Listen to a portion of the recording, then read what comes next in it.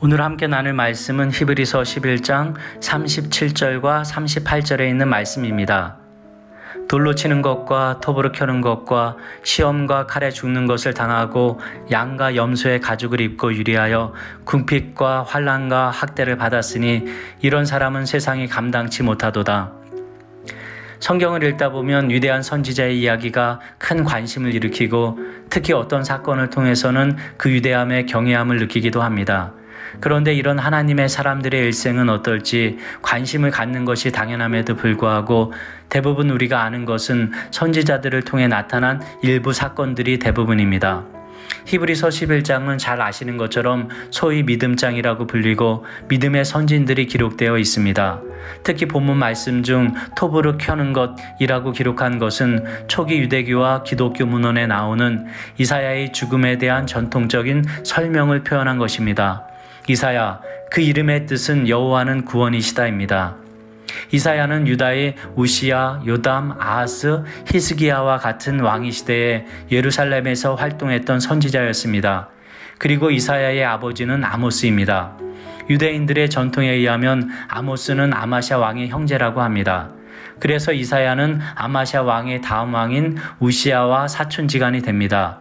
이를 통해 보통 이사야는 예루살렘 도성 귀족 출신으로 부유한 환경에서 교육을 받으며 자랐다고 보고 있습니다. 그런데 인간적으로 보면 고귀한 출신인 그가 어떻게 이런 험난한 죽음을 맞이했을까요? 이사야는 매우 강직한 선지자였습니다. 하나님의 말씀을 듣고 그대로 행하며 또한 그대로 전했습니다. 특히 이사야 20장 3절을 보면 이사야가 3년 동안 벗은 몸과 벗은 발로 다니며 라고 말씀하는 것을 볼 수 있습니다. 이것은 하나님께서 그에게 하라고 하신 그대로 행한 것입니다. 도무지 인간적인 생각으로는 감당할 수 없는 일입니다. 하루 이틀도 아니고 3년이라는 긴 시간 동안 하나님의 메시지를 사람들에게 전달하기 위해 이런 수치를 감당한 것입니다. 이사야의 죽음 또한 본문 말씀처럼 평탄치 않았습니다. 히스기야가 죽고 어린 므낫세가 왕이 되었습니다.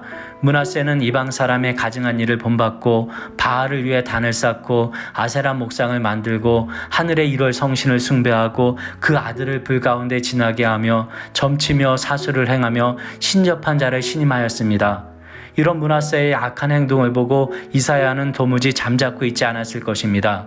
전승에 의하면 므낫세는 이사야를 잡아오라고 명령을 내렸습니다.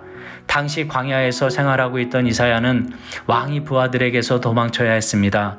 그리고 마침 길가에 속이 비어있는 거목이 있어 그곳에 숨자 거목의 껍질이 순식간에 자라났다고 합니다. 므낫세의 부하들은 나무 속에 이사야가 있다는 것을 발견하고 므낫세에게 그 나무를 잘라왔습니다. 그리고 므낫세는 이사야가 있는 부분을 찾아 그 가운데를 톱으로 자르라고 명령했습니다. 이사야는 이렇게 죽임을 당한 것입니다. 이사야의 삶이 세상의 눈으로 보면 비참한 한 인생뿐이라 생각될 수 있지만 신앙의 눈으로 보면 위대한 선지자의 삶이 보입니다. 우리는 누구도 이사야의 삶을 부정하지 못할 것입니다. 우리의 삶 가운데에서도 행복한 시간을 보내기도 하지만 때로는 감당할 수 없을 만큼 험난한 일을 만나기도 합니다. 그러나 하나님께서 우리와 함께 하시지 않거나 우리를 버리신 것이 아닙니다.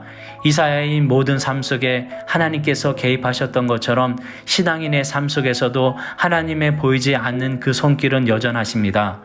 이사야의 눈이 하나님께 있었던 것처럼 우리의 삶의 중심 또한 하나님께 있길 소원합니다. 기도하겠습니다. 하나님 아버지, 우리의 삶 가운데 항상 하나님의 인도하심이 있길 기도합니다.